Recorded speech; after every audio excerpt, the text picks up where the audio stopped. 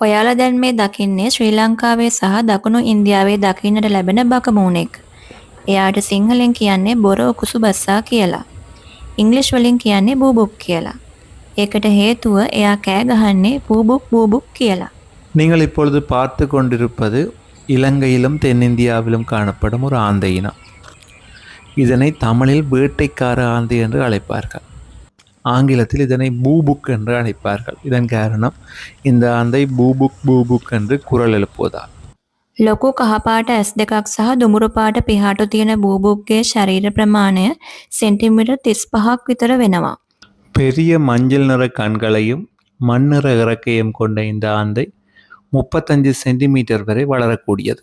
රාත්‍රී කාලයේදී මෙයාට හොඳ පෙනීමක් තියෙනවා වගේම හරිම ඇක්ටිව්.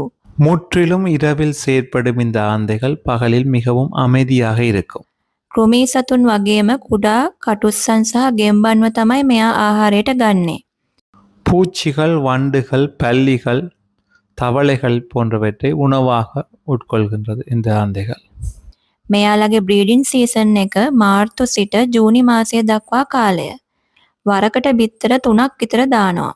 මෙයාලගේ කූඩු තියෙන්නේ ගස්වල බෙන ඇතුලේ. இவற்றின் இனப்பெருக்க காலம் மார்ச் முதல் ஜூன் வரையான காலப்பகுதி. ஒரு தடவையில் 2 தொடக்கம் 3 முட்டைகள் இடும். இவைகள் மரப்பொந்துகளில் முட்டைகள் இட்டு வாழும் பறவைகள்.